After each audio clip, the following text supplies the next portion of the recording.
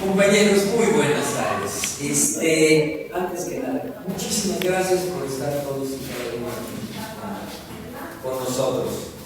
La importancia de este tema es crucial. Antes de poder saber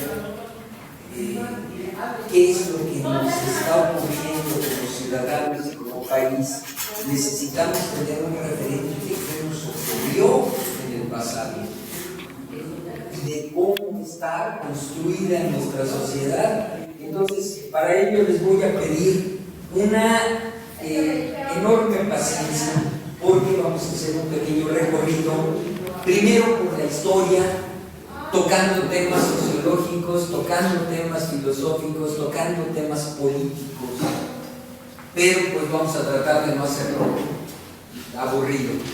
Entonces, me permití escribir algo para ahorrar tiempo, porque el tema final, pues lo de los medios de comunicación en México va a ser muy extenso.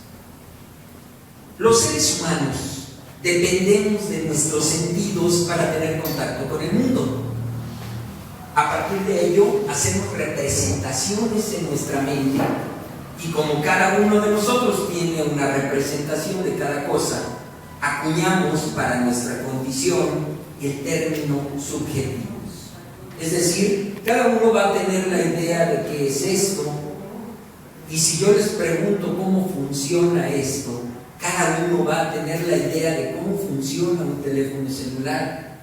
Los ingenieros con la idea de cómo funciona una célula telefónica, pero para ustedes pues implica apretar un botón y van a estar conectados, ¿no? Cada uno vamos a tener idea, pero estamos representando a las cosas, no somos objetos. A diferencia de los objetos, nosotros pensamos, pero nosotros capturamos la información de nuestro entorno y con nuestros sentidos. Yo no puedo capturar la información con los sentidos de la maestra Xochitl o con los sentidos del compañero. Necesito capturarlos a través de mis sentidos, y como mis sentidos no son precisamente muy perfectos, formo una representación. De ahí el término subjetivo. Al crear subjetividades, estamos formando un mundo diferente, cada uno lo vemos de distinto modo. Nuestro cerebro tiene formas muy peculiares de funcionamiento que nos vuelven proclives a ser manipulados, pero esto ya lo vamos a ver con un poquito más de detenimiento. Desde el inicio de las sociedades humanas, las personas comenzamos a hacer política. La política, dice una definición, es la rama de la moral que estudia las formas de dirimir los problemas que surgen entre seres humanos libres e independientes. Y desde el momento en que entendemos nuestra limitación a no poder hacer muchas actividades simultáneas, decidimos delegar responsabilidades. Imaginémonos por un momento a una sociedad nómada, allá en el principio de los tiempos de la humanidad. Bienvenido, compañero, buenos días. Imaginémonos a una sociedad humana, son nómadas, van avanzando, pero aún cuando vayan avanzando, van caminando, aún cuando todavía están en los albores de la humanidad, necesitan hacer política. ¿Qué es la política? Pues le voy a gruñir, le voy a sonreír. ¿La voy a traer de los cabellos o viene por su voluntad? Y comenzamos a crear política y a tener conflictos y a tener que dirimir los conflictos, pues a veces a pedradas y a veces a gritos. Pero finalmente arreglamos las cosas. Bueno, de esa misma manera, al darnos cuenta que no podíamos nosotros hacernos cargo de todo, empezamos a delegar responsabilidades. A las mujeres les va a tocar recoger los frutos, pero a uno de nosotros nos va a corresponder ir con una de ellas por si desaparece el tigre de dientes de sable.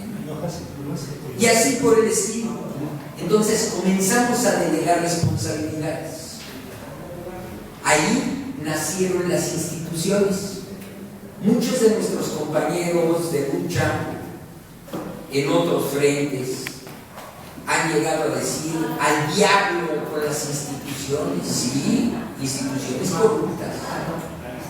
Pero otro grupo llegan a decir todos los políticos son iguales, guácala, no los queremos. Esto es un grave error. Vamos a imaginar por un instante que en efecto somos tan capaces y tan inteligentes que ya no necesitamos de un gobierno para dirigirnos. Muy bien, bravo. Vamos a votar por si se hace una constitución. Pues vamos a levantar la mano cada uno, sí. ¿Y cómo le hacemos para contar a 120 millones de mexicanos? Es materialmente imposible. Entonces lo primero que tengo que hacer es delegar responsabilidades en el compadre.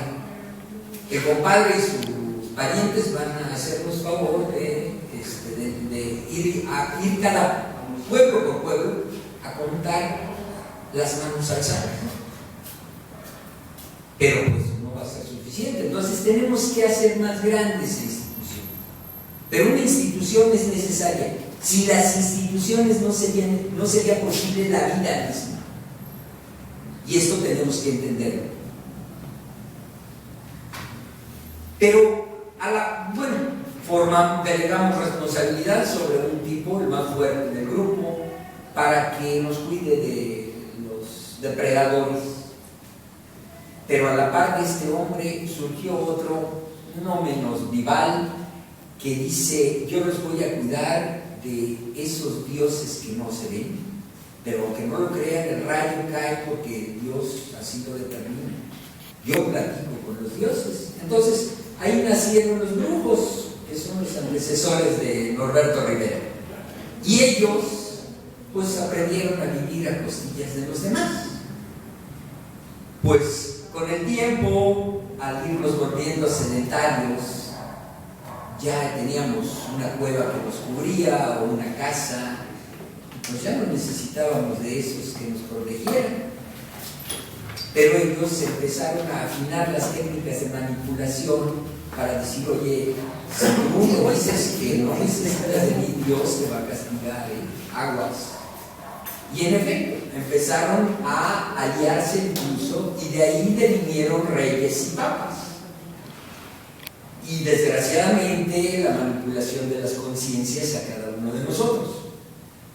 Esta parte fue pues una de las partes poco gratas, dentro de las muchas otras poco gratas, que nos trajo la conquista de América.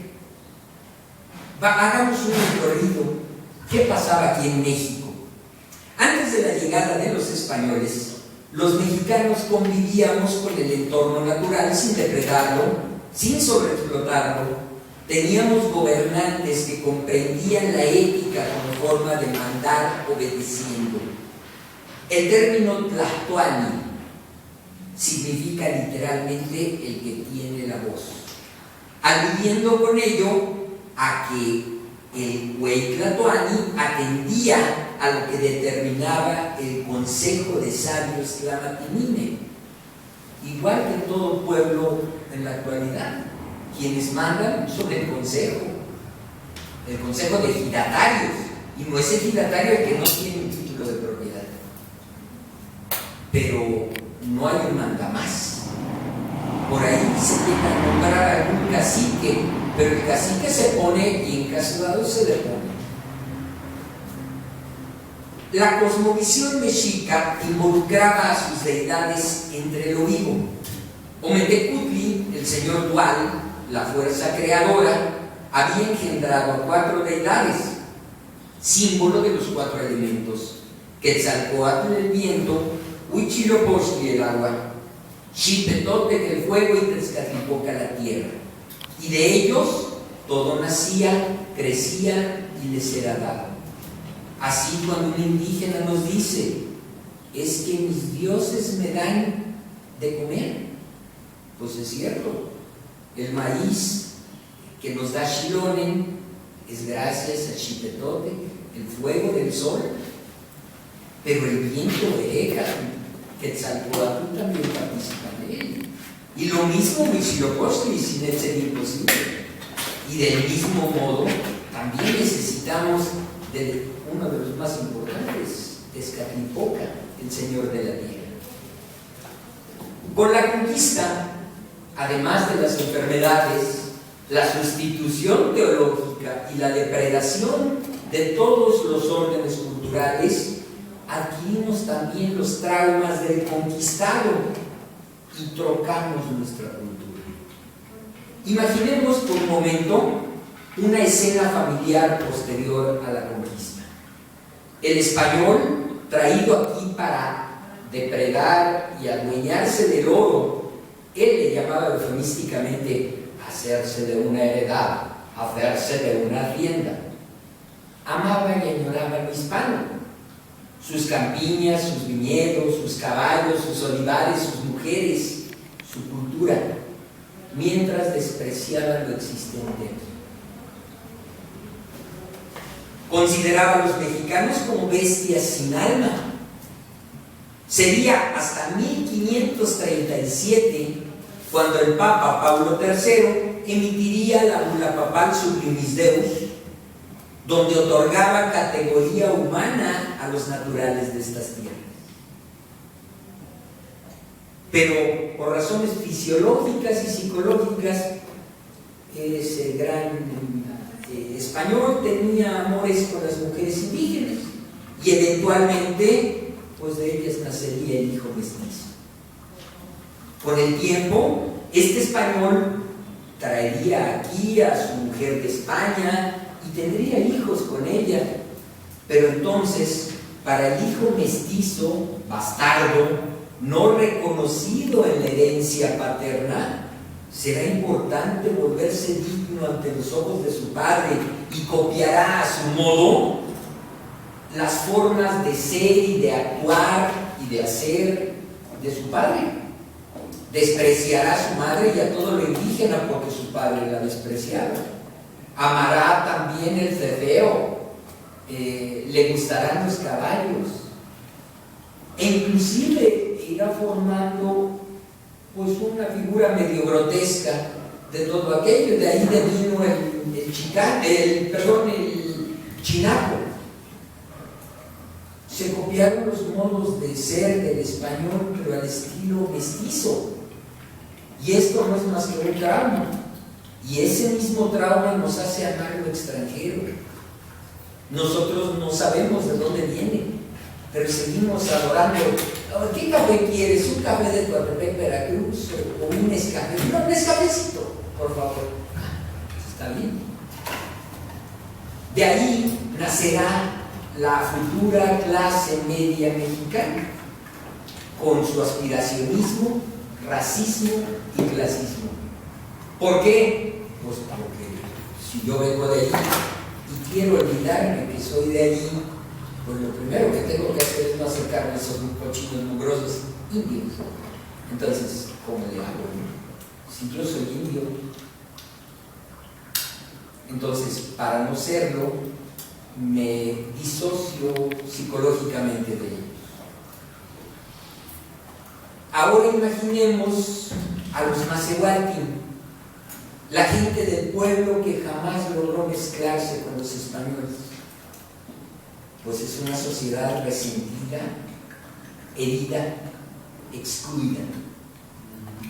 No solo les quitaron su nación, sino hasta sus deidades, su dignidad, su libertad. Y ustedes dirán, pero ¿cómo libertad si eran esclavos?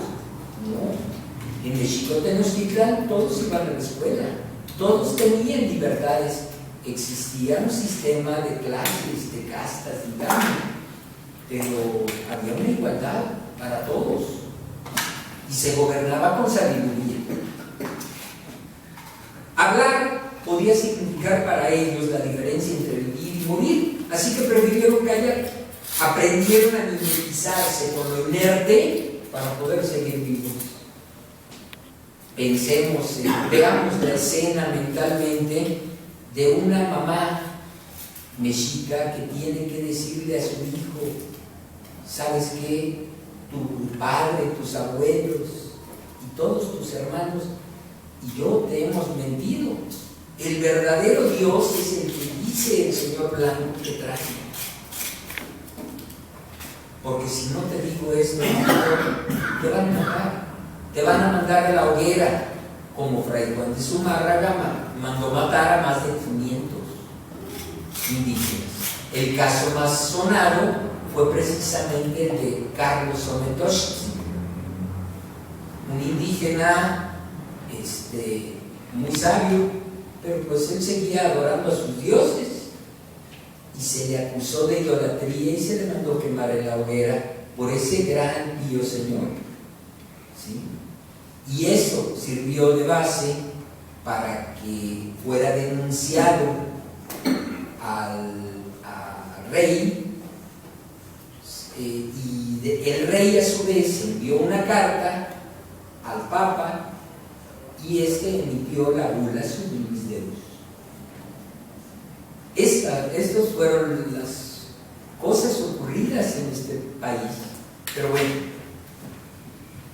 ellos que nunca tuvieron que involucrarse en la comunidad, ahora menos que nunca lo iban a hacer. A ellos se les ordenó guardar sus enseñanzas y desde entonces pacientemente las siguen guardando, pero viven al margen, viven en otro México.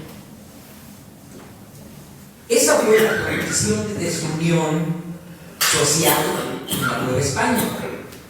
Al sobrevenir la decisión de emanciparlos de la madre patria, la gran masa social se excluyó de ese proceso.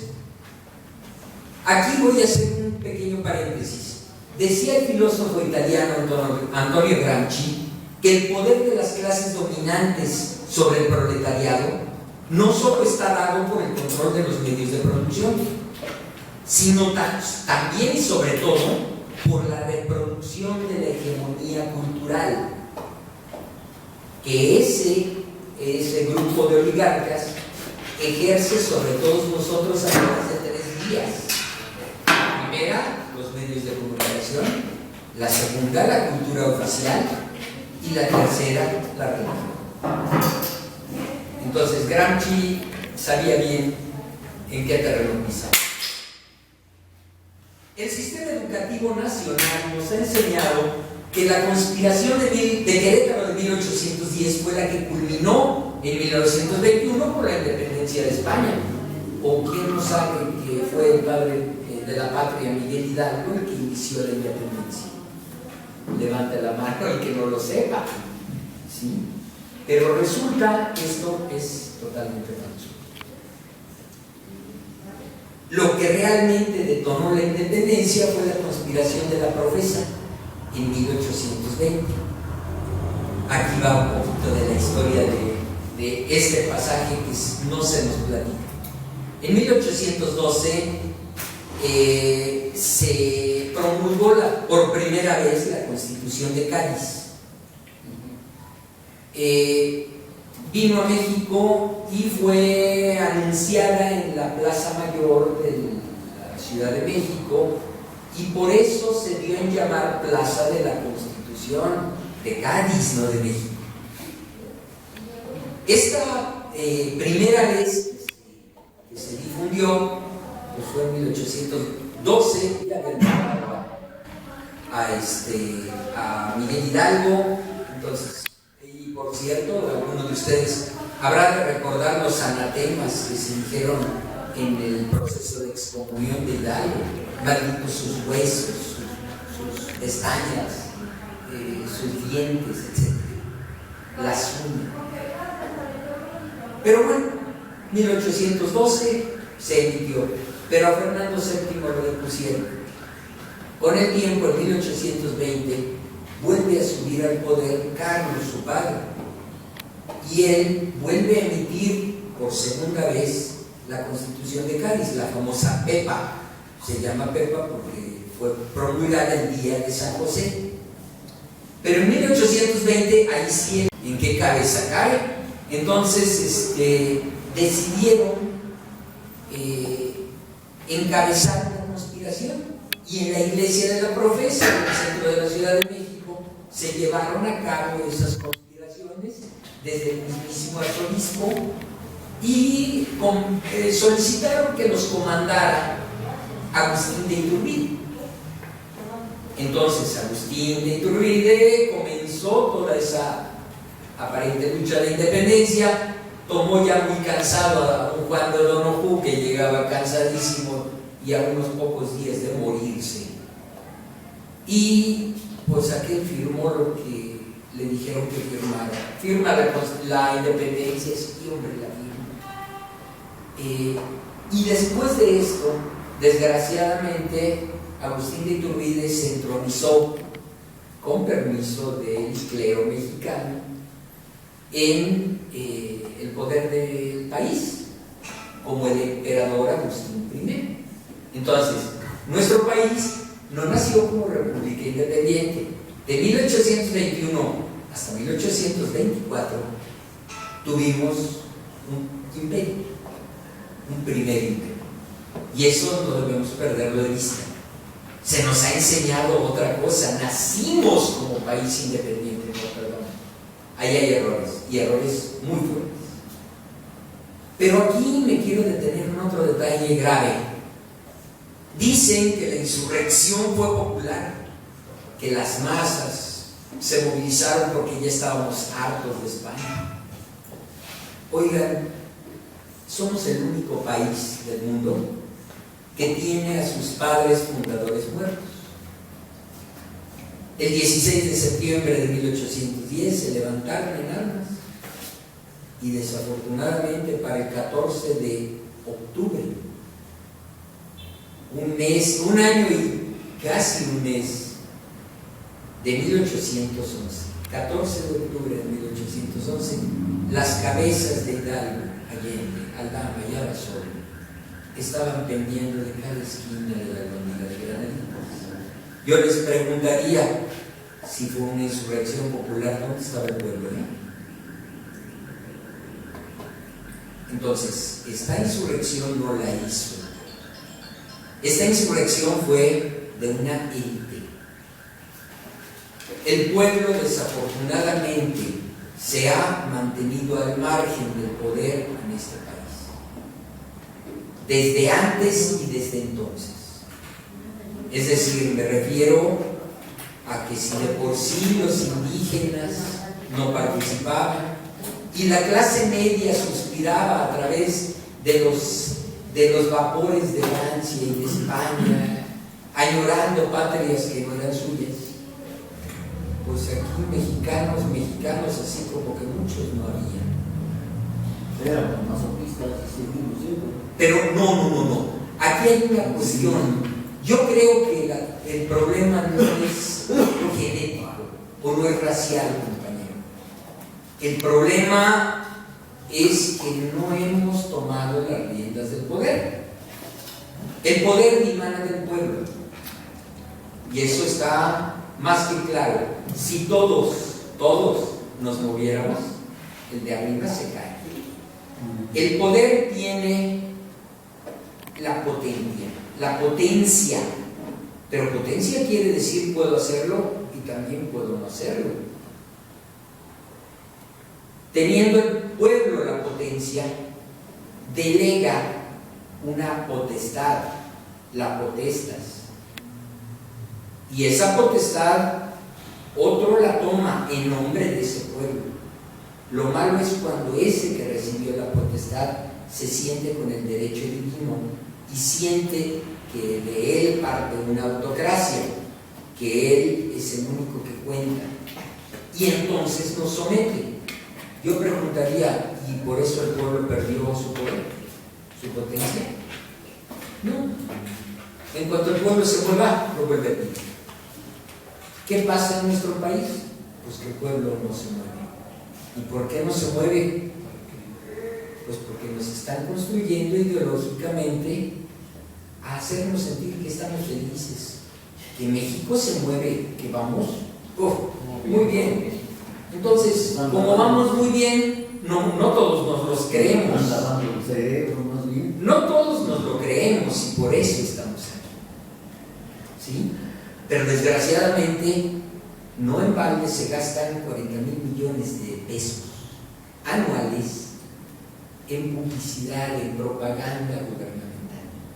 Esto no es casual. Pero bueno, continuemos un poquito porque ya me estoy retrasando. En el juarismo, la sociedad prácticamente no participaba.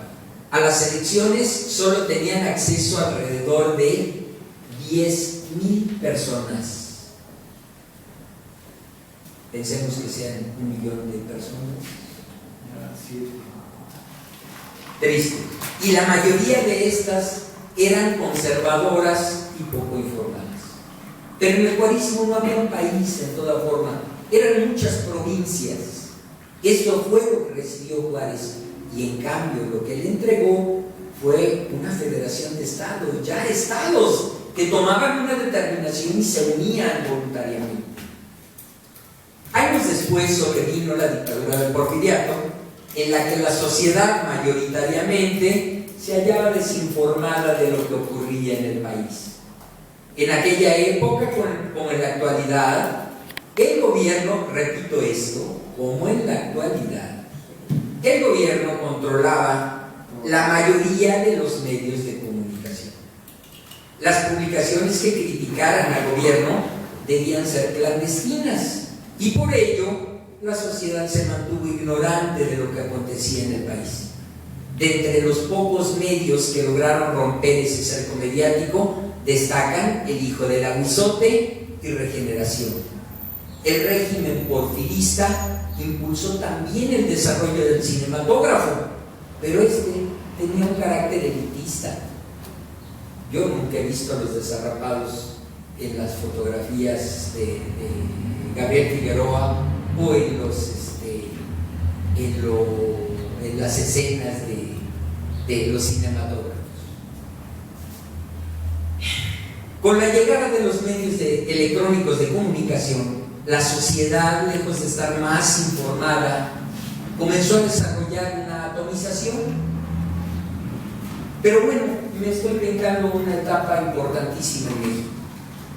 Nuevamente nos encontramos con que en 1910 Francisco I. Madero inicia una revolución de independencia.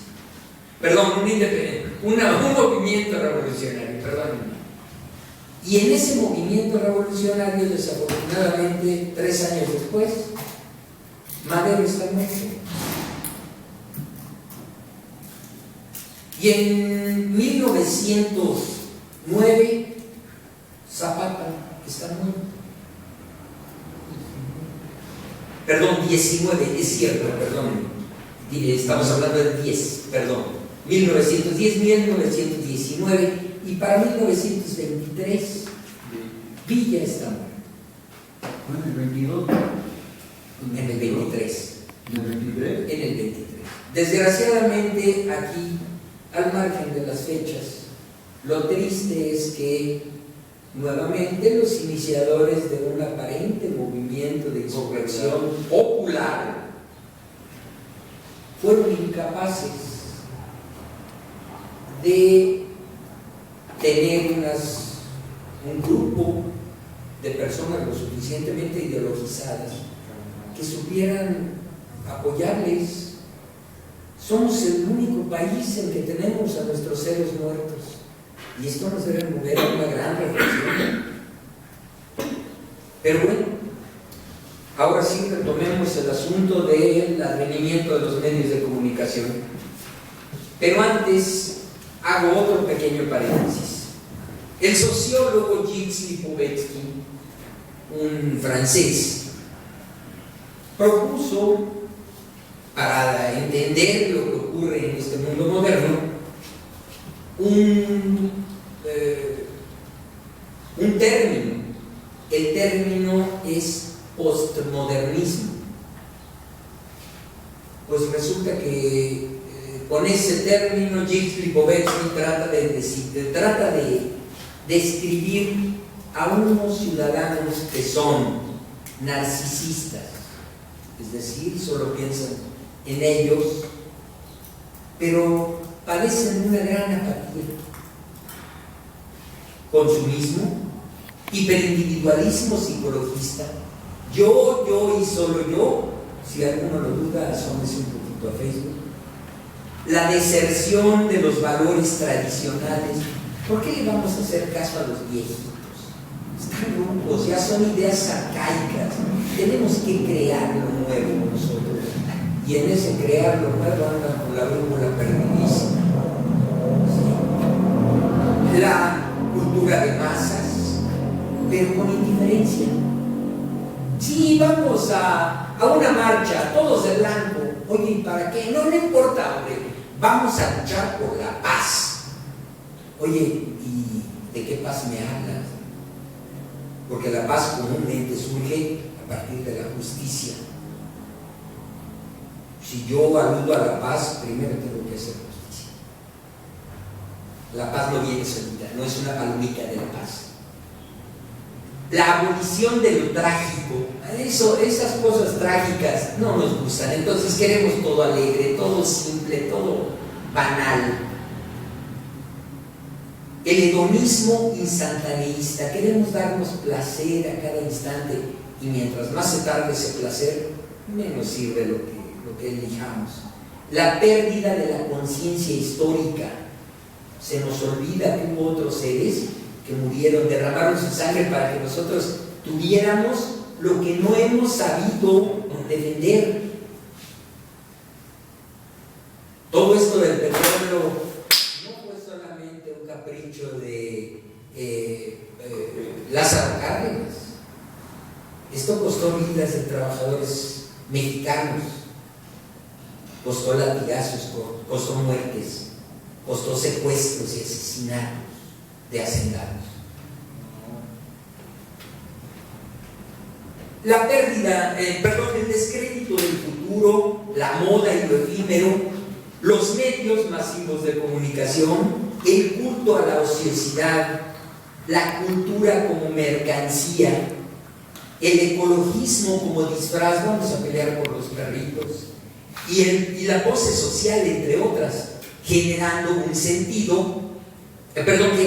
pérdida del sentido de las grandes instituciones colectivas, sociales y políticas. Ya nada sirve, vamos a abolirlas, hacemos nuestro cherán y ya estuvo.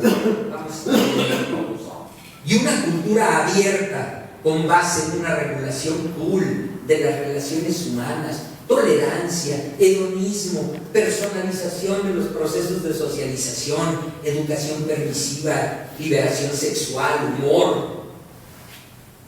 Bueno, y al fin de cuentas no nos estamos percatando que con ellos se está yendo la cultura que tantos siglos nos costó producir.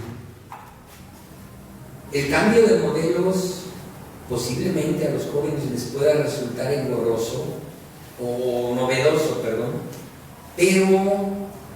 pues con ellos se están perdiendo muchas cosas. Cuando una sociedad cambia sus patrones culturales, va a sufrir transformaciones graves, ¿sí? Yo no soy precisamente partidario de llegar y darle a mi padre el beso en la mano y aceptar de él su bendición, pero es preferible eso o lo que tenemos actualmente del abandono a los adultos mayores. Estamos perdiendo muchísimos patrones culturales que sí nos eran positivos. partir de los años 20 del siglo pasado, comenzó esta gran transformación social. Los medios de comunicación se dedican a vender productos, pero al vender productos pues necesitan mostrar lo que no necesitamos, y para venderles a ustedes esto que solamente, bueno, para venderles a ustedes esto que de por sí creo que no lo necesiten, tengo que decirles que solamente la gente inteligente, o los muy cool, o los muy sabios, o los muy ricos van a tener esto. En la medida en la que yo haga deseable este objeto, pues voy a generar un nicho de oportunidad, le llaman ellos, pero pues yo estoy apostando al clasismo, al sectarismo y al aspiracionismo. ¿Sí? Traten de ser mejores, pero traten de ser mejores negando lo que son. Una mujer ya no basta con que sea bella, necesita usar Miss Clairol, porque si no es rubia, no sirve. Los hombres las preferimos. Sí. Se nos enseña a despreciar lo que somos y a añorar lo que no somos, que eso es lo más triste. Bueno, en los años 30 se desarrollaría todo esto plenamente. ¿Por qué? Porque en 1921 comenzaron las primeras pruebas de la radiodifusión, mientras que en 1928 y 29 se hicieron las primeras pruebas de transmisión de televisión. El ingeniero Francisco Javier Stavoli, bajo los auspicios del Partido Nacional Revolucionario, estamos hablando de la época de Plutarco Elías Calles, trajo en esos años la televisión Bayer, que operaba con el principio del disco de Nipkow. Esta televisión fue de las primeras que existieron en el mundo. Se basaba en un disco. Este disco traía ranuras, y las ranuras hacían que se recorriera la captura de la imagen por puntos, pero barriendo una pantalla de arriba hacia abajo. En zigzag, correcto, pero las rayitas que usted veía son electrónicas. En el caso de la televisión Bayer, usaba ese disco, y era un disco que estaba girando que hacía que fuera bajando el barril, ese famoso disco de Nipkow. Bueno, esta televisión tenía muchos problemas y obviamente fue despreciada tecnológicamente, pero aquí lo más importante es que el ingeniero Francisco Javier Stavoli era secretario de prensa y propaganda de este partido. Este partido también controlaba una estación radiodifusora, bueno, XCO y XCFO. En 1930 abriría sus puertas la XCW Radio. En 1931, pero específicamente el 16 de mayo de 1935, se realizaron pruebas exitosas de los sistemas de radio y televisión con el disco de Nipkow, inclusive asociados a la radiodifusora XCFO. Pero el cardenismo llegó a alterarles todos los planes. Ese cochino Cárdenas llegaba y fastidiaba a todos los grandes buenos empresarios. Bueno, en fin, no les gustó, no les alcanzó el gusto ni para un mes, porque exactamente en junio, el 13 de junio de ese mismo año, 1935, del 35, Lázaro Cárdenas le dijo a todo su gabinete: espero su renuncia, señores, aquí en mi mesa. Y todos renunciaron, y a partir de entonces se rompieron lanzas contra Plutarco Elías Calles. Lázaro Cárdenas renovó el Partido Nacional Revolucionario a convertirlo en el Partido de la Revolución Mexicana. Partido de la Revolución Mexicana. Integró un cuarto, una cuarto. No. Plutarco Elías Calles fundó el Partido Nacional Revolucionario. Pero Lázaro Cárdenas reformó ese partido al darse cuenta que toda era gente. Bueno, él mismo había sido cooptado como soldadito obediente y un títere más del Max. Le dijo: el poder si es que te me vas, bien, te me vas. A todos ustedes, señores del gabinete, necesito su renuncia en mi mesa. Y reformó su gabinete y reformó el partido. A partir de ese momento, pues resulta que Lázaro Cárdenas le cambió la jugada a ese partido que buscaba hacer una televisión de Estado, de partido.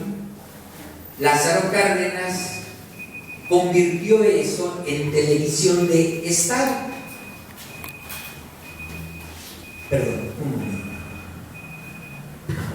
Lo convirtió en televisión de Estado. Y a partir de entonces le dio importancia a los proyectos de un ingeniero llamado Guillermo González Camarena, que era discípulo de Francisco Javier Estadoni, y a otro ingeniero, Walter C. Buchanan, que también les había ayudado ahí a instalar. A la postre sería secretario de Comunicaciones, Buchanan. Pero bueno, así nació en nuestro país todo esto. Obviamente después, durante el gobierno vinieron dos gobiernos contrarrevolucionarios muy marcados, el de Manuel Ávila Camacho y el de Miguel Alemán Valdés. No olvidemos que Miguel Alemán Valdés fue el primero que quería vender el petróleo a través de los contratos riesgo. Pero bueno, Miguel Alemán ya tenía trazado por ahí el proyecto de... él era el cachorro de la revolución, entonces tenía las fuerzas armadas. Él le dio mucha importancia a los empresarios. De todo lo que construyeron se llamaba Miguel Alemán. Escuelas, viaductos, todo lo que se llame Miguel Alemán fue construido en esa universidad. La universidad, efectivamente. Tenía también en su bolsa a los sectores políticos, porque era el primer licenciado que llegaba. Pero lo que no tenía en su poder era la gente. Entonces, él, con vistas a un maximato nuevo, buscó la forma de ideologizar a la gente. Casualmente, en 1947, 1950, discúlpenme. Me estoy adelantando. En 1947, Miguel Alemán Valdés, como presidente, firmó un convenio para crear una empresa llamada Telesistema Mexicano, la anterior a Televisa, que junto con Rómulo Farri, con Emilio Azcárraga y por supuesto con Guillermo González Camarena. Entonces no es extraño pensar que pues Miguel Alemán Velasco sea asociacionista actualmente. Bien, en 1950 el primer evento que tuvo la primera estación de televisión XHTV fue el 1 de septiembre de ese año y fue el cuarto informe de gobierno de Miguel Alemán. como ven los tiempos de la televisión y la radio respecto a los tiempos políticos de este país, a los intereses empresariales, pues van muy ligados. En la actualidad, si nosotros nos preguntáramos a quiénes pertenecen los medios de comunicación, bueno, ya dijimos que la principal televisora tiene como socio accionista a un expresidente. Y Televisión Azteca, algunos de ustedes recuerdan que Raúl Salinas de Gortari le hizo un préstamo a Ricardo Salinas Pliego por 40 millones de dólares, creo. Bueno, entonces detrás de esa televisora hay alguien más. Ahora ya se creó una tercera cadena de televisión, se llama Imagen TV, y en esta tercera cadena están mezclados los intereses de Luis Echeverría y de otro personaje que se llama Mario Fabio Beltrones. Imagen TV, que maneja Olegario Vázquez Albir, hijo de Olegario Vázquez Raña. Pero bueno, vamos. Ese fue un ambón del Vasco Raña, pues a pesar de que era del ¿cómo se llama? Quizás habla de Mario. Del deporte, ese fue el que construyó los edificios del ¿cómo se llama? De aquí del seguro Del Seguro Social. Del Seguro Social, y todos se cayeron. Bueno, Todos se cayeron. Pero bueno, a ver, de los olímpicos. vamos a recordar quiénes son los dueños de los periódicos en México. Periódico Organización Editorial Mexicana, la empresa periodística más grande de América Latina, es la número 1, y esto no es falso, y es la tercera empresa periodística del mundo, con más de 70 publicaciones. ¿Y cómo llegó a manos de Mario Vázquez Raña? Pues se la quitaron al general José García Balseca y se la entregaron a él. Desde entonces él es dueño de la Organización Deportiva Panamericana, lo que decía el compañero. Bueno, es el ajonjolí de todos los modos. Muy bien. ¿Y quién está detrás del periódico El Excelsior? Pues su hermano Olegario Vázquez Raña. Olegario Vázquez Raña, bueno, el periódico Excelsior también ha llevado una historia bastante complicadona, pero bueno, continuamos adelante. El Universal, Juan Francisco Ili Ortiz, es compadre de Humberto Moreira, por supuesto, todos los anteriores, y en un rato más platicaremos los posteriores, priistas. Muy bien, continuemos ahora entonces con el periódico La Crónica. ¿Alguno de ustedes se ha fijado de quién es La Crónica? Jorge Kawashi Gastine, papá de Jorge Kawashi Macari, expresidente de Canacintra, personaje cercano al priismo, al Partido Verde, a Elvester Gordillo y a Carlos Salinas de Gortari. Periódico El Financiero. Yo creí que se trataba de Raúl Salinas de Gortari, pero no, es un error. Su dueño es Manuel Arroyo, personaje muy cercano a Alejandra Sota, a Ernesto Cordero y al expresidente Felipe Calderón. El director corporativo de una de las empresas controladoras es Jaime Domingo López Buitrón y fue director del CISEN durante el gobierno de Felipe Calderón. En sus manos está ese periódico. Periódico Milenio forma parte del grupo Multimedios Estrella de Oro. Su fundador, Jesús Dionisio González, fue vinculado con el priista Alfonso Martínez Domínguez. El dueño actual, Francisco González Sánchez, es hombre cercano al PRI. Los nexos entre Multimedios y Televisa datan de 2006, cuando ambos buscaban la aprobación de la ley Televisa. En aquel entonces, Televisa esperaba comprarles el 50% de del sistema de cable regiomontano, ahora ya es dueño del 100%. Desde entonces, personajes como Carlos Marín, director, y Ciro Gómez Leiva, subdirector del mismo periódico, aparecen diariamente en las pantallas televisivas. El Economista, fundado por Luis Enrique Mercado y Martín Casillas, se transfirió en el año 2008 a un hombre, Jorge Nasser Bovera, en 2012, dueño de las universidades ISEL y UNIDEP. En 2012, UNIDEP. En 2012 compró a Televisa, aquel desaparecido equipo de fútbol San Luis, y también ya compró la revista Expansión. En su consejo editorial figuran personas finísimas como Joaquín López Dóriga, Roy Campos. La presidencia ejecutiva la ocupa Alberto Vega Torres, colaborador hasta hace un tiempo de Joaquín López Dóriga y en el noticiero del periódico La Razón de México.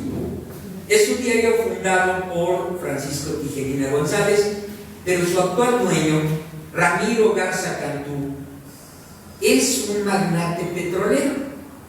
Este hombre, Ramiro Garza Cantú, es pariente de Egidio Torre Cantú, y se han de acordar de algún otro que era hermano al que mataron siendo candidato de Tamaulipas.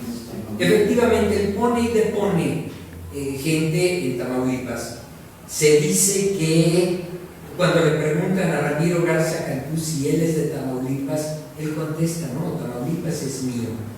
Es el heredero moral del sindicato petrolero que dejó la quina. Es socio de la empresa Oceanografía de los hermanitos Briviesca, y pues sobre todo es pariente muy cercano a un hombre llamado Juan Armando Hinojosa Cantú, Casas Higa. Quizás lo conozcan por ahí, hayan oído de él. Periódico 1+1, fundado por Manuel Becerra Acosta en 1977. Un grupo de periodistas quisieron hacer una gran empresa periodística después de que los corrieron del Excelsior junto con Julio Scherer. Pero resulta que Manuel Becerra Acosta también les dio la puñalada por la espalda. Todos confiando en él, le dejaron las acciones a su nombre y después dijo él: pero si la empresa es mía. Y entonces todos emigraron para fundar el periódico La Jornada y la revista Proceso. Entonces, en el año 2002, un personaje llamado Naim Liebenkawi compró ese diario. Es dueño de otros 2 diarios en el Estado de México, una aerolínea, gasolineras y una agencia automotriz. Su hermano Milet tiene estaciones radiofónicas también ahí en el Estado de México. Pero aquí hay un problemilla, igual que los Vázquez Raña. Mario y Olegario se enseñan la lengua cada vez que se ven. Así con el caso de Naim y Milet, como que no se tragan mucho. Uno es panista y el otro es priista. El panista ahorita está en la cárcel porque habló mal en contra de Peña Nieto, pero su hermano Milet es amigo de Peña Nieto y el Uriel Águila, mientras el otro es amigo de Vicente Fox, Marta Sacún y Arturo Montiel. Pero bueno, dentro de esta maravilla, en 2015 el gobierno de los Estados Unidos alertó que su hijo Naim Liebenkawi posee nexos con la banda de los Queens del Cártel Jalisco Nueva Generación. Nadie se ha preocupado por investigar qué pasa con todo este asunto. Por supuesto, aquí no menciono a 2 periódicos, el periódico Reforma y el periódico La Jornada. La Jornada es un periódico que se formó como cooperativa. Nadie tiene derecho a tener más de una acción que vale un peso. Entonces allí nadie es jefe, todos son apaches. Y eso es lo que logra que el periódico sea medianamente libre. Y me refiero a medianamente porque todos los periódicos en México dependen de la publicidad gubernamental. Entonces depende de cómo el cañonazo y vamos a ver qué publicamos, ¿no? Pero al menos el periódico La Jornada y el periódico Reforma, bueno, el Reforma es otro caso, si tiene dueño, no se rigen por una línea estricta. Ellos tratan de ser lo más periodistas posible, con el consabido riesgo que tienen el periodismo en México. Si hablas de más, te vas, ¿sí? Y desde el más allá no se hace periodismo. El periódico Punto, que salía cada 8 días. No tengo datos de él. El Basta tampoco. Universal. Bueno, el Basta, a ver, periódicos Basta, periódicos el Diario de la Tarde, Ovaciones, segunda edición, son periódicos secundarios de los principales periódicos, forman parte de las cadenas periodísticas. En realidad sería cosa de dedicarnos ya con lupa a ver a estos periódicos pequeños, pero muchos de ellos forman parte de la organización editorial mexicana. Correcto. Se prohíbe de los mexicanos. Correcto. Pero son periódicos que lejos de traer información, traen desinformación, pero forman parte de alguna de estas cadenas periodísticas. El Gráfico, que pertenece al Universal, el Ovaciones Segunda y todos estos,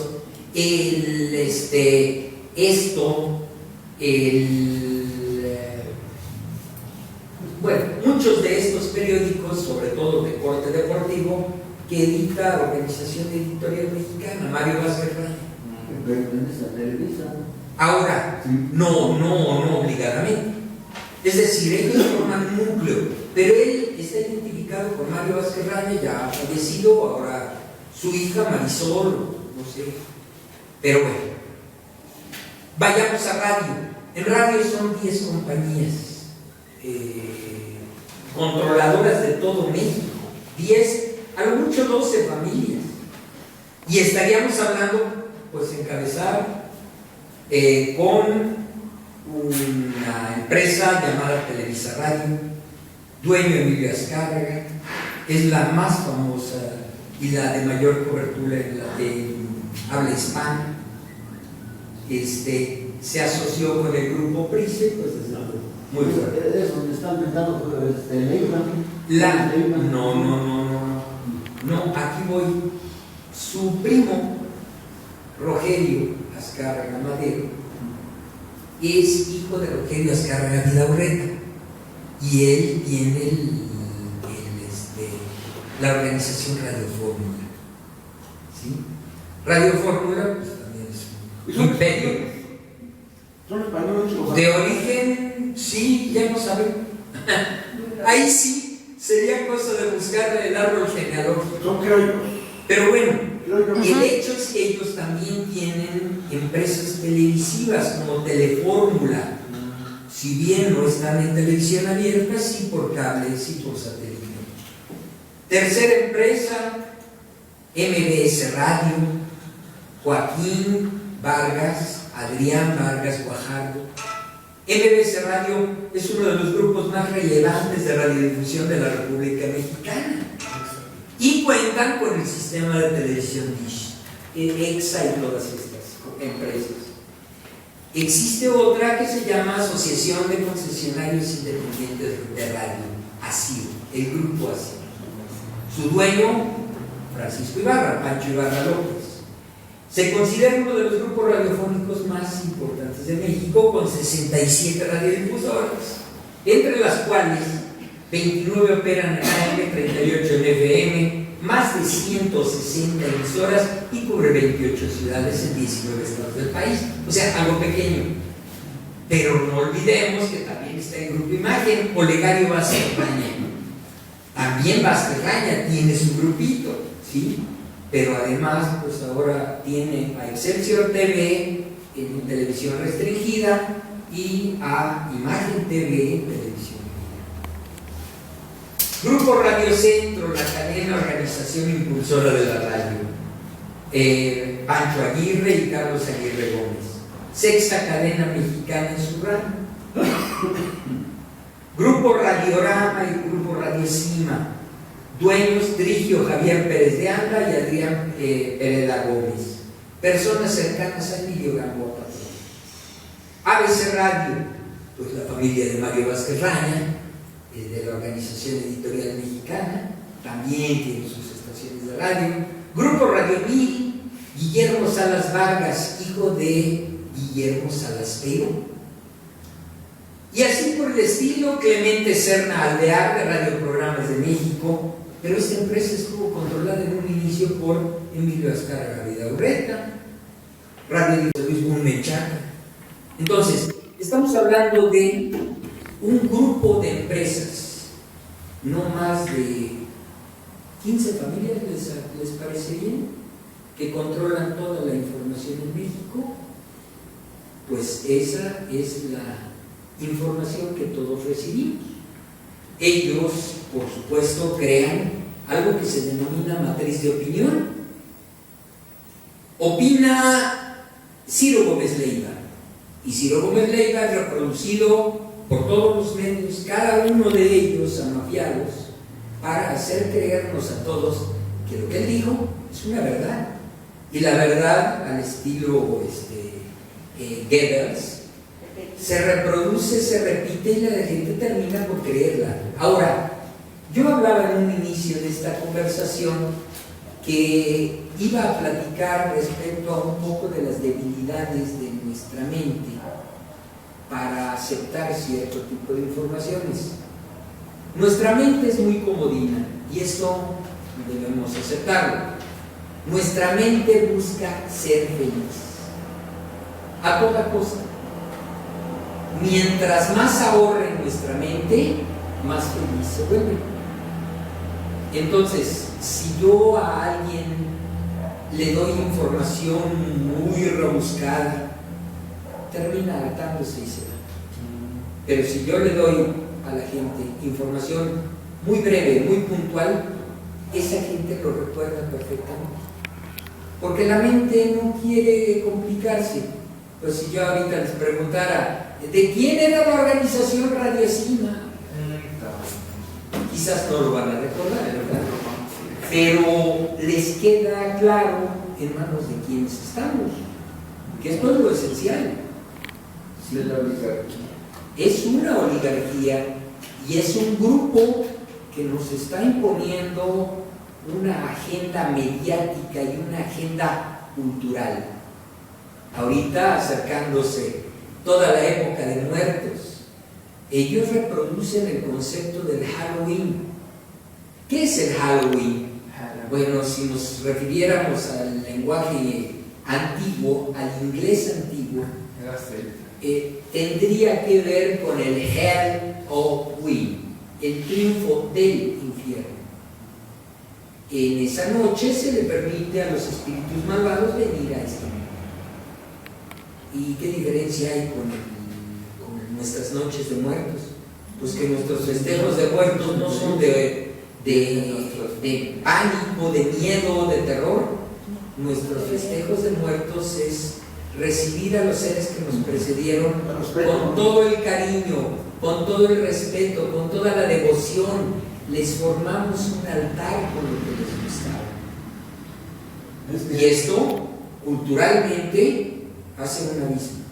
No es lo mismo estar pensando en rencor y en cuidarme del otro para construir mi individualidad, que estar pensando en que somos comunidad y que aún los que ya me precedieron están aquí a mi lado y me aconsejan y me dan sabiduría y vendrán para el próximo año y me traerán un consejo sabio. Esto, ¿Y seguridad? Correcto, y seguridad en ese mundo ultraterreno. Entonces, estamos formando culturalmente un panorama muy distinto al panorama de cuídate de todos, ¿sí?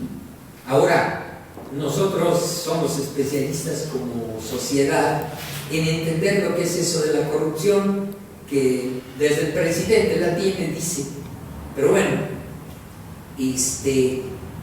la corrupción sobreviene en aquello de que si tú no haces lo que yo te pido, pues te voy a embrujar con un truco. Trick or treat. Te hago un truco o nos ponemos la del cuerpo. Eso se llama corrupción ya desde entonces. Y seguir repitiendo culturalmente el trick or treat no es nada sano. Prefiero esperar a mis muertos con cariño en su altar, ¿sí? A ese grado se llegan a formar todos estos patrones culturales. Entonces no están cambiando cualquier cosa, están cambiando la cultura de todo un pueblo, la conciencia de todo un pueblo. Lo mismo comentábamos respecto a la individualidad. Sí, mi cerebro desea, a ver, voy a tratar de explicarlo. Yo no puedo aprender las cosas a través de los sentidos de Alejandro, porque Alejandro tiene sus ojos, sus oídos, su cerebro, su tacto, gusto, etc. olfato. Yo no puedo aprender de él, tengo que aprender de mí. Entonces yo me puedo autorreferenciar. El mundo lo voy a conocer según lo que yo voy entendiendo de él. Por eso soy subjetivo. Y a esto venía el comentario de la subjetividad anterior. Pero nuestro cerebro, que quiere ser feliz, dice que el único que tiene razón soy yo. Y aquí yo les preguntaría a cada uno de ustedes, ¿cada uno también ha sentido que ustedes tienen la razón? Sí, todos. Nuestro cerebro es así. Pero eso nos evita a veces la posibilidad de escuchar al otro. Y nos encierra en un mundo egoísta. Bueno, esto es lo que les sirve como anillo al dedo a los medios de comunicación para decir, adivina quién tiene un Jetta, o para decir, porque creo que lo valgo, soy totalmente Palacio, ¿sí? No te juntes con los del montón, no te juntes con esa chusma. Ahora, si a esto vamos, al contenido programático de esos medios de comunicación, pues nos encontraríamos con que se nos están reproduciendo patrones culturales que nos están afectando. A todo el mundo nos gusta el Chavo del Ocho, dice muchas perogrulladas, cosas obvias, pero llega a lugares comunes, es decir, no nos da un alto contenido ideológico. Pero veámoslo con detenimiento. El hombre importante de todo ese microcosmos es el señor Barriga. El señor Barriga es el equivalente al oligarca que nos gobierna, detrás del poder del títere. Pero ese oligarca que nos gobierna nos hace pasar como el hombre más bueno del mundo. El flojo, el malo, el tonto, es ese cochino don Ramón, es protestón. No te juntes con esa chusma. Pero ese protestón forma parte del ejército de desempleados que esos grandes oligarcas tienen que mantener. ¿Para qué? Pues compañeros, si usted no quiere trabajar por 120 pesos al día, mire, le muestro toda la fila de seres que quieren ganar no solo 120, quieren ganar 100 pesos y están dispuestos a convertirse en mercenarios laborales y quitarle su puesto, compañero. Entonces, para el sistema es bueno que haya muchos don Ramones, pero a él se le tilda como el malo, como el perverso. A ver, y otro detalle, ¿él hace trabajos? Sí. ¿Remunerados? No. Entonces, este punto es crucial. Trabajo es todo lo que hagamos. Ahorita estamos haciendo un trabajo, nada más que da la casualidad que ninguno de ustedes ni yo estamos dedicando ningún salario por el trabajo que estamos haciendo. Ustedes tienen el trabajo de venir a escuchar y venir a opinar incluso para entender qué nos está ocurriendo. Y yo tengo el privilegio de venir a ser escuchado por ustedes. Pero repito, ni ustedes ni yo estamos percibiendo ningún envolvimiento. Entonces lo importante en esta vida no implica obligadamente percibir algo, ganar algo, pero el sistema capitalista nos lo hace pensar así. Entonces, al estar viendo a ese Chavo del 8, estamos reproduciendo todo ese contexto capitalista. Bien, ¿y qué busca, por ejemplo, quién es el intelectual allí? ¿El profesor Girafales? Pues discúlpenme, no es cierto. ¿Quién es? La intelectual allí es la bruja del 61 o 71. ¿Por qué?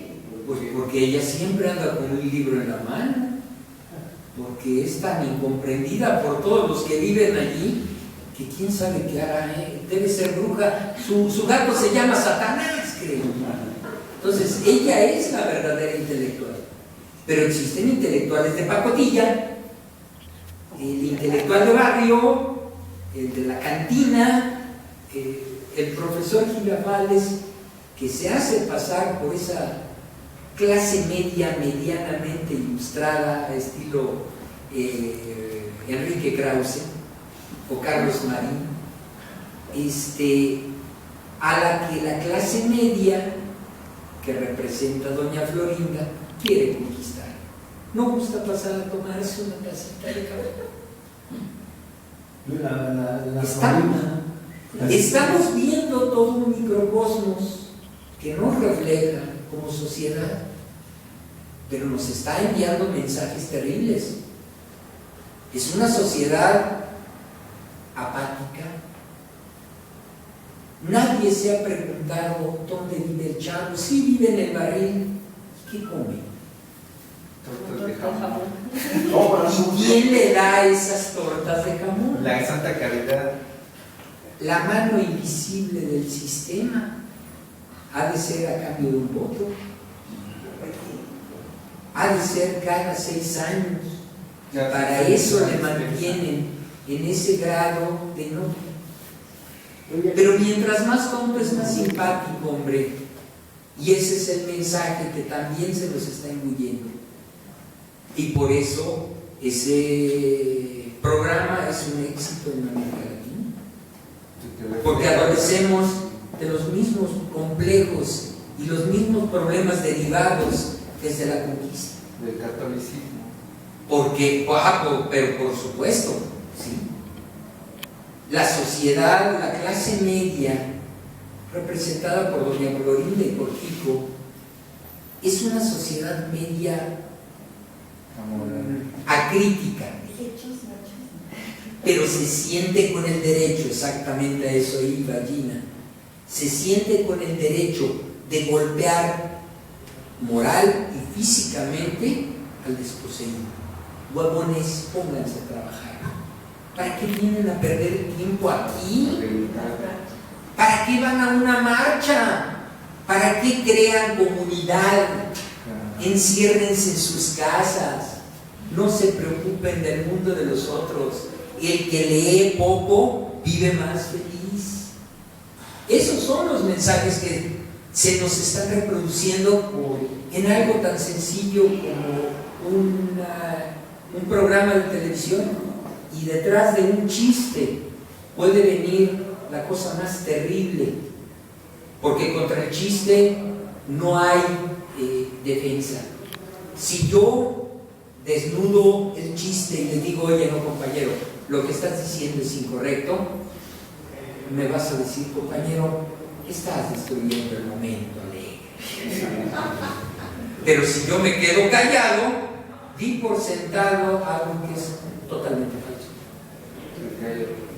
Entonces el chiste es demoledor. y debemos tener mucho cuidado. Y todos los programas de la televisión son de chiste, y en ese chiste se nos pasa la idea. Dicen que somos una sociedad ya muy avanzada, pero se nos introyectan los conceptos de no soy niña, no soy niña. Perdón, que eso no es homofobia. Y no se nos inducen conceptos como el vítor, la anacasia y la nacaranda para despreciar ciertos modos culturales que no por ello son más o menos valiosos. El hecho de que una persona hable de un modo o de otro no implica que esa persona no esté reproduciendo una cultura, y esa cultura, más que criticarla, hay que entenderla y hay que enriquecerla, ¿sí? Entonces, en estos conceptos, al estar viendo todo esto, estamos aceptando patrones ideológicos que nos hacen ser clasistas, racistas, sectarios. ¿Y cómo vamos a crear comunidad? Pues para nosotros, para los gobernantes, qué mejor que no creemos comunidad. Divididos. Claro, desde el momento en que nos mantengamos divididos, ellos podrán manipularnos mejor. Chivas, América. Por supuesto, el fútbol, pero no solo eso, compañero, fíjense, qué bueno que toca el punto. No es casual que los deportes de conjunto los hayan creado los ingleses. Le pongo a pensar que los ingleses vinieron y crearon minas y explotaron yacimientos, y pues necesitaban una fuerza de trabajo más o menos penetrada para trabajar de modo colectivo, no para asociarse colectivamente. Este fue uno de los puntos cruciales. Una de las primeras huelgas que ocurrieron en México, creo que fue la primera, fue en Pachuca, Hidalgo, en las minas de Pachuca, y fue precisamente porque a los trabajadores, los ingleses les daban permiso de ponerse a jugar un juego nuevo que se llamaba soccer, donde se pateaba una pelotita y 11 iban para un lado y 11 para el lado contrario. Ellos trajeron eso, y pues después vinieron los problemas con las primeras huelgas. Eso de poner a asociarse a la gente no siempre es bueno, compañero. Entonces, en la actualidad, el fútbol ya no representa un deporte. Desde el momento en que estamos sentados viéndolo, se llama espectáculo. En segundo lugar, ese espectáculo tiene detrás muchísimos intereses económicos. Oye, ¿quién crees que va a ganar? Pues el que llene más estadios, el que cree más expectación. Si va a ganar el equipo que siempre pierde, se va a crear una rivalidad, y eso se va a ver reflejado en las taquillas, porque ya se trata de el partido del honor, la guerra, y así nos lo anuncian medios de comunicación. Entonces, necesitamos estar muy alertas respecto a todos esos mensajes. Ahora, cualquiera podría preguntar, bueno, pero si yo soy muy inteligente, no me van a manipular a mí. No, discúlpenme, nos van a manipular a todos mientras estemos al alcance de su mano. Entonces, creo que con esto cierro la plática y doy paso a las preguntas, opiniones, sugerencias, abundancias de las que tengan. Gracias, compañeros.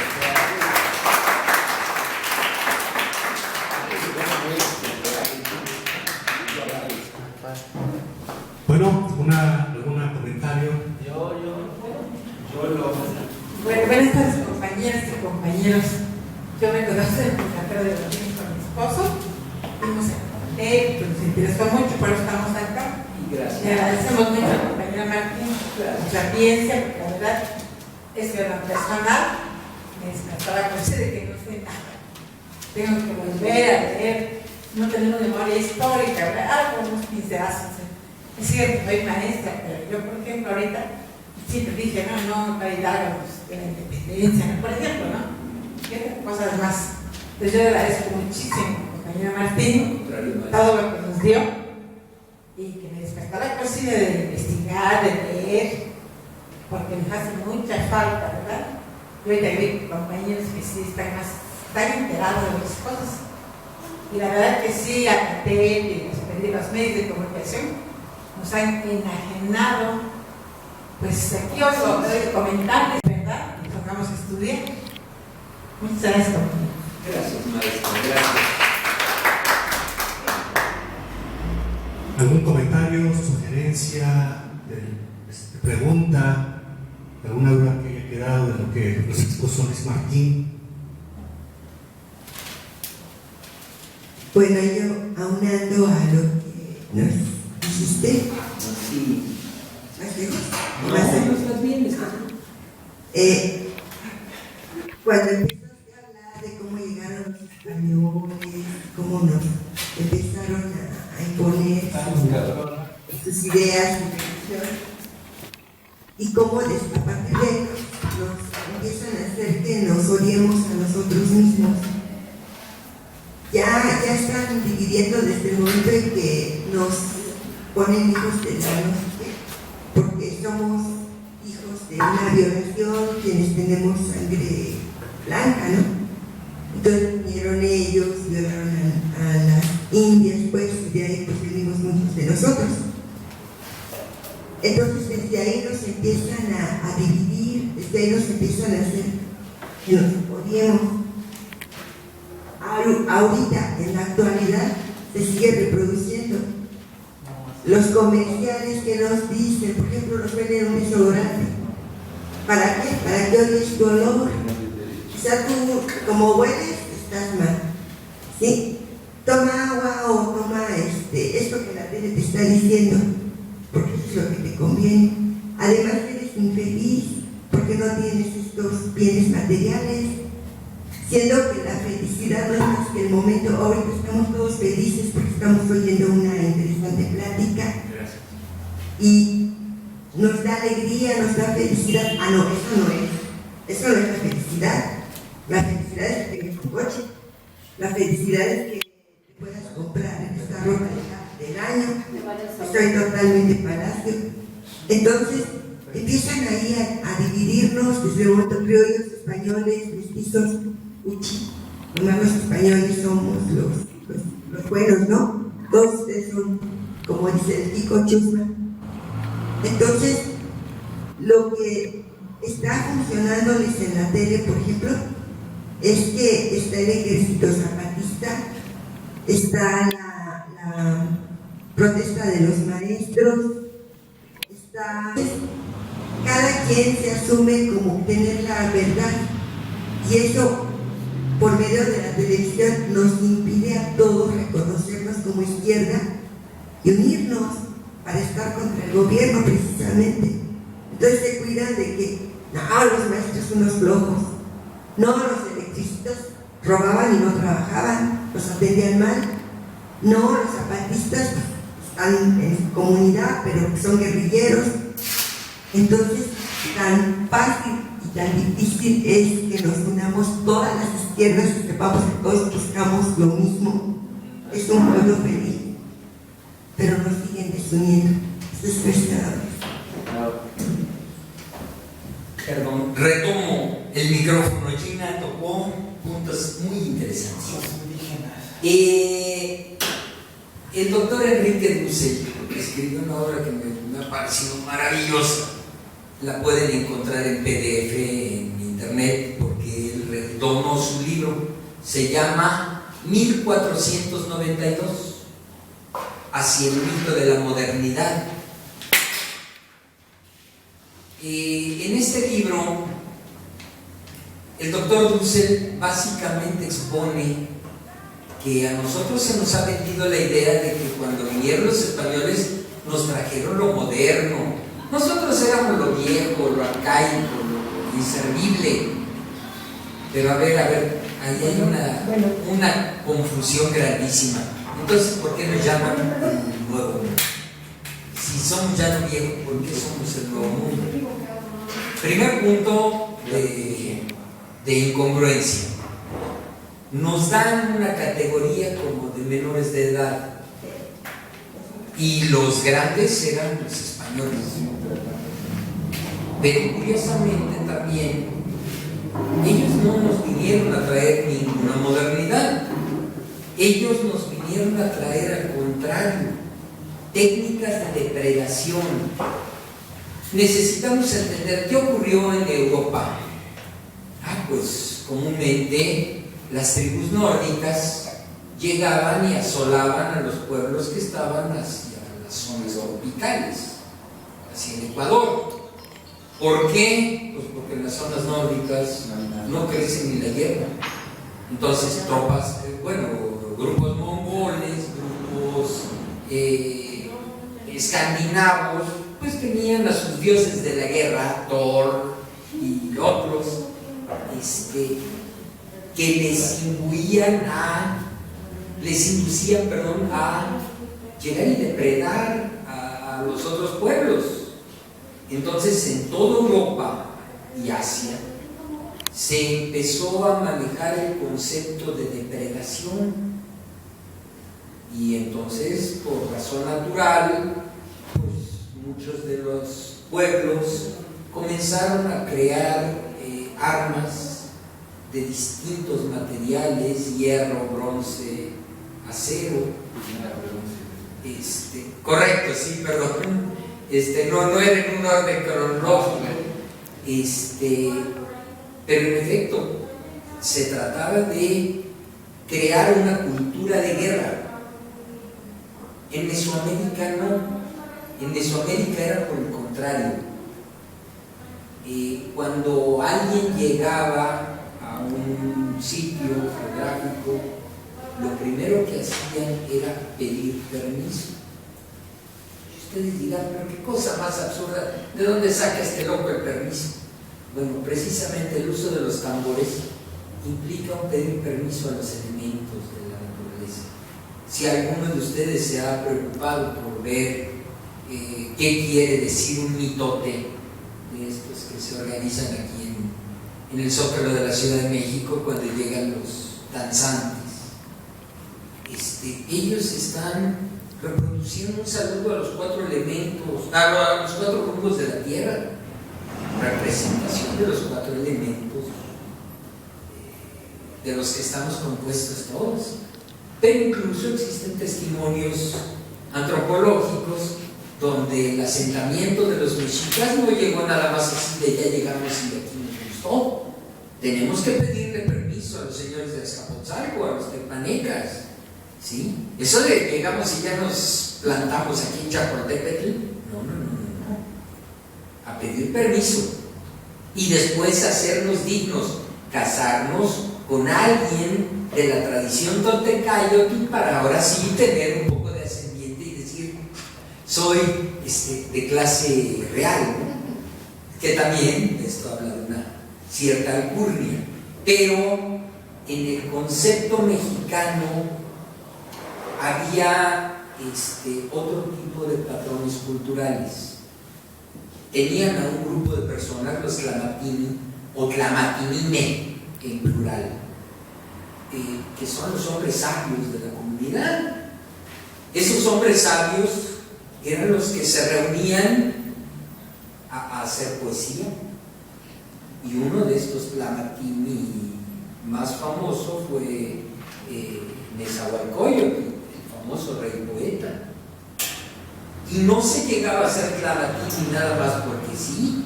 Para ser yo caballero jaguar, necesitaba preguntarle a toda mi comunidad, y si mi comunidad consideraba este es un tipo bueno que pelea por todos, me daban permiso de ser caballero jaguar. Después necesitaba ser todavía mejor, no mejor en las armas, sino mejor en la inteligencia.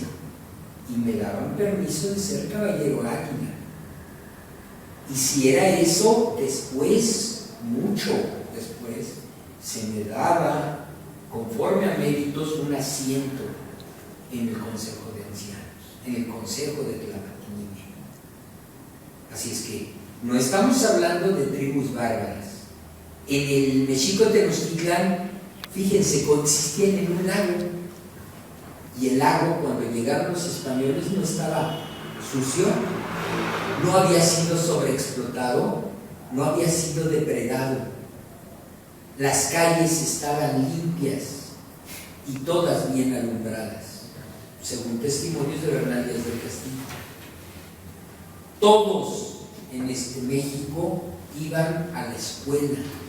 Oye, pero es que él es Macehualtin. No importa. Igual un Macehualtin que un Pipiltin tenían derecho a llegar a ser caballeros jaguar y caballero águila. Eran como, ¿cómo se llama? Como así, como como llegaron los españoles, ¿no? Que tenían había generales,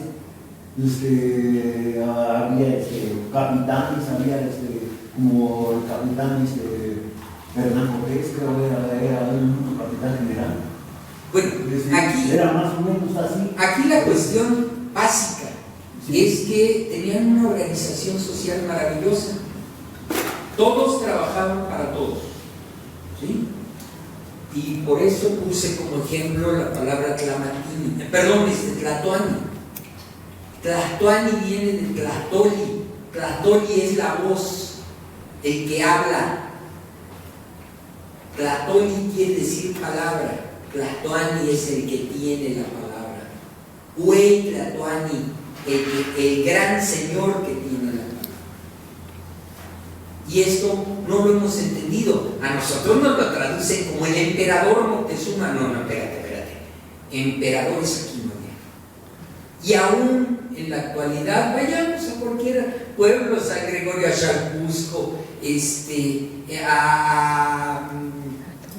a Tocpan, San Pedro Atocpan, y nos vamos a encontrar con que las sociedades se rigen todavía por comunidades, si no ya de ancianos, por lo menos sí de ejidatarios. Y la voz no la trae uno, la traen todos. Y esto es muy valioso para ir desmitificando parte de los conceptos que se nos han ido sembrando. Entonces, es fundamental. Cuando llegaron los españoles se encontraron una sociedad perfectamente organizada y una sociedad respetuosa.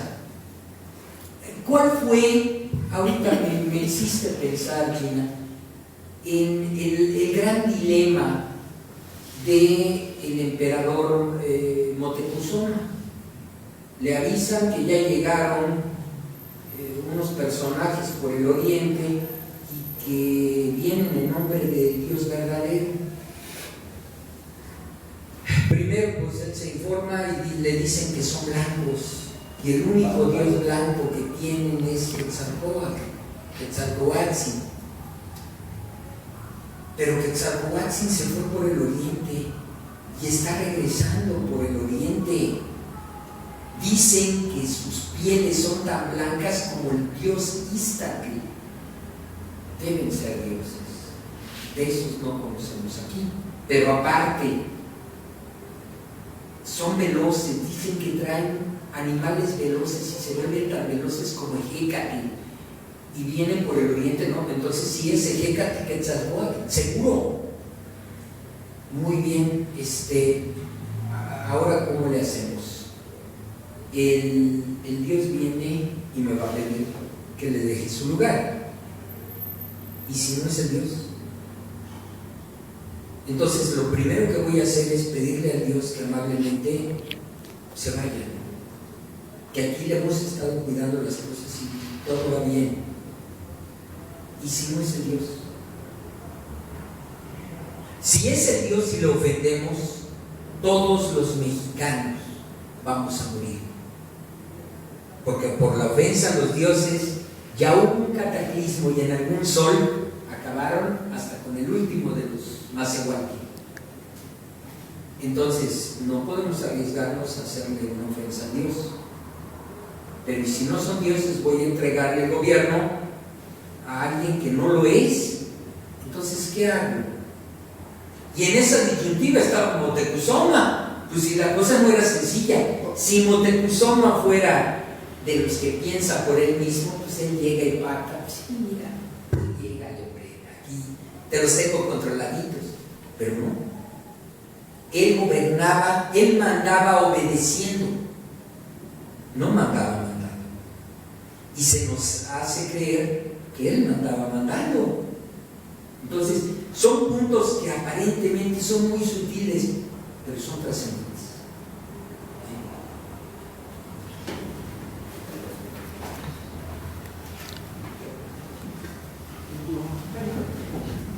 Hablando respecto a mi compañero, tuve una experiencia muy aleccionadora. Soy maestra y entonces hace poco estábamos en el campamento aquí en de la Revolución, acompañando a los maestros. Y yo me ofrecí, digo, maestro, si yo quiero a su comunidad a enseñar a sus alumnos. Yo sentía que era lo máximo, ¿no? Además venir al DF. Entonces me dice, sí, maestro, con mucho gusto la vamos a recibir. Tráiganos su proyecto, ¿verdad? Salíamos a las comunidades y si ellas la aprueban, usted puede visitar, si no, no. Y bueno, sí, de verdad que son enseñanzas pues para que nosotros, bueno, yo en este momento creía que era lo máximo, yo ir del DF a enseñarle a los niños, y no nada más entrar y aplauden, ¿no? Y la otra experiencia que tuve, que me era, pues, digamos, pensar también en español, yo estuve en los zapatistas. Y pues no, pues yo les enseñaba a los niños a leer, escribir, ¿no? Tengo vacaciones, tengo 15 días, no voy a estar bien. Y empecé a material. Y los niños me quedaron mirando, ¿entendieron? Y no me decían chino. Pasó una semana y a la siguiente semana pasó todos los alumnos. Ay, que no entiendo nada. Después de 2 semanas, ¿cómo? Pues sí, le digo, por más cosas que los niños no hablan español. Y yo en mi ignorancia, dando clases de español. A ellos, en español, sí, no hablan español, ¿cómo me iban a entender? Y te ves que después de 2 semanas se dan cuenta que ignorantes somos, pues, ¿no? Y saben sentarse, sí, entonces lo único que hicieron. ¿Y qué niños están respetuosos? Sí, además, los compañeros vamos a cambiar de práctica, los jóvenes, sean bilingües, que vengan con esto se habla en español y el idioma de ellos. Y usted le habla a ellos y ellos a los niños.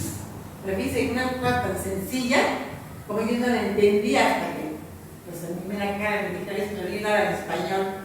Son una de las experiencias que yo he tenido. Gracias, maestra.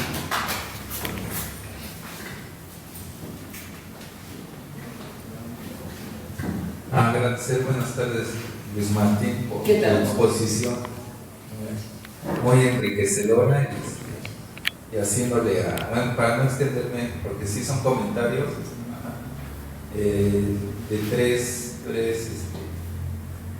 uno de es que tiene que ver con todo lo de los indígenas, la situación actual de corrupción y la violencia, ¿no?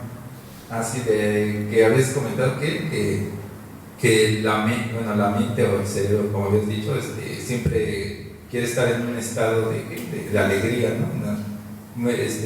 Sí, ¿no? O sea, está bien, creo que, no sé si eso lo expone la maestra Blanca Montoya en su libro, pero sí lo que opino es que es más bien estar o dicen los psicólogos que está el cerebro predispuesto a no padecer o a no sufrir. Entonces, pues sí, obviamente cuando sí, es como que pues, lo que le dicen instinto de sobrevivencia, o sea, ya está puesto pues, para defendernos. Obviamente si hay algo que nos quema, pues, hasta que no lo probaste que sí quema, y entonces así, por eso los peores castigos de niño, ¿no? Pues, o sea, el niño como que todavía no capta la onda, pero igual a mamá o papá, quien sea que ejerza el mando del poder, o sea, en la misma familia, el poder de que el máximo castigo pues, es la agresión física, ¿no? Entonces, y así hasta así como nos hemos desarrollado la humanidad, etcétera, que en una cultura de la violencia, ¿no? Y de la imposición de la fuerza.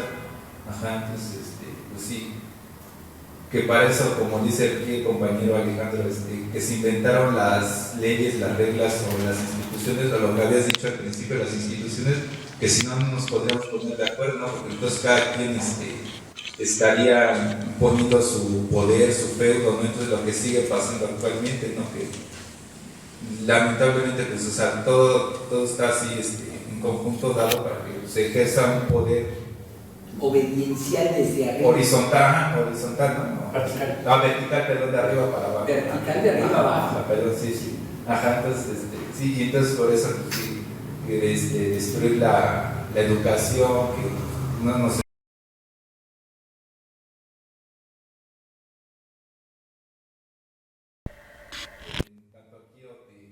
separar el campo de la ciudad, etcétera, cuando en todos lados hay trabajo, ¿no? Entonces, pues, el abandono del campo, etcétera, ¿no? Ese, ajá, mis opiniones, ¿no? Dentro de eso también,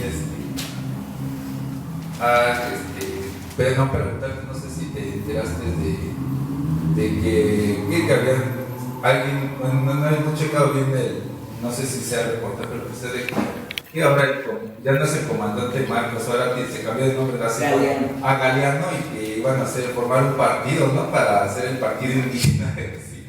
Pero bueno, perdón que me ríe, o sea, yo también tengo tanto sangre negra como indígena, ¿no? Pero ya estoy aculturado y yo me siento mestizo, etcétera, ¿no? Ajá. Entonces, pues, ahí sí no, si tu opinión, porque yo tengo otra más muy encontrada, que bueno, ahorita no la comparto, pero dejemos como van pasando las cosas, ojalá me llegue a equivocar yo, no, pues por eso ahorita no la comparto. Y después lo de que pactaron ya están aquí en la Casa Ciudadana, en que estamos abiertos a todas las opiniones, bueno, sí, a todas las opiniones, ¿no? Tanto si nos quieren hacer crítica o no, pero ya saben que la posición es, o sea, la oligarquía y ellos ya tienen su línea, ¿no? Bueno, aquí estamos abiertos a las posiciones, ¿no? Que pactaron y pues que toda consecuencia de que como regalamos lo que dije, que se regalaron los hidrocarburos, ya no están entrando ingresos, bueno, sí están de lo que nos debería corresponder de esos ingresos del petróleo, sí, se sigue recaudando el gobierno con el famoso IEPS, no sé el nombre bien, entonces ahí es como medio se mantiene, o sea, un impuesto especial sobre producción y servicios, que es el famoso impuesto de lujo, detrás del costo de la gasolina. Ajá, porque el costo de producción ahorita sería como de 7 pesos, ¿no? Entonces están pagando los que tienen auto, las personas los transportistas, etcétera, todo lo que use gasolina, están pagando 14, 15 pesos casi el litro, ¿no? Cuando debería costar 7, 8 pesos, los gasolineros o distribuidores le están ganando 2 pesos, ¿no? Entonces, de esos 15, 13, como 5 pesos se está llevando el gobierno, y es lo que ahorita más o menos mantiene, ¿no? Las arcas nacionales de los impuestos que le cobran a todos, ¿no? Que la clase media, ¿no? La famosa clase media, si es que todavía hay clase media, porque yo sigo pensando que los que no, ¿cómo se llama? Pues son, como mencionaste ahorita, los dueños de los medios de comunicación. Entonces, pues todos los que están a favor del régimen, ¿por qué viven de eso, no? O sea, ¿a ellos qué les va a afectar si te encarecen el pan, ¿cómo se llama? La canasta básica, si te la suben, pues a ellos les vale un cacahuate, ¿no? Porque ellos siguen mamando de todos nosotros. Pues, ¿ya se me acabó el tiempo? No para cambiar el tiempo, Ya se me recuerda, ya para cambiar eso. También no solamente lo de la gasolina, sino también lo de las carreteras, de todas las carreteras están privatizadas. Manos extranjeras. Nomás imagínense, ¿cuántos carros salen para Cuernavaca y cuántos vienen? ¿Cuántos millones no ganan diario? O a Querétaro, o a los lugares turísticos, y que si vas, o sea, te sale más barato ir en avión que pasar por todas las carreteras, porque si te vas por la federal corres el riesgo de que ya no regreses a casa. Entonces, bueno, yo sí digo que la violencia es lo que se ha generado cultura de la violencia, el resentimiento, como tú has dicho, porque pues todo el relegamiento de las clases dominantes, independiente de la raza, ¿no? Porque pues, igual hay compañeros, personas que a lo mejor tienen rasgos indígenas, pero como ya tienen un nivel, un estatus, un nivel económico mayor, pues ya hasta hablan con el acento y se sienten de otra cosa, y no sé qué, en verdad, o sea, ya la cultura Sí, es lo que la construcción ideológica ha funcionado. Ajá. O sea, y el racismo es una construcción ideológica. Independiente de la raza, ¿no? Pero Racismo y racismo. sí, bueno, esos serían mis comentarios. Gracias. Muy importante de cuán feliz nos hace ir a comprar algo. Pero esa felicidad es efímera, porque cuando la alcanzamos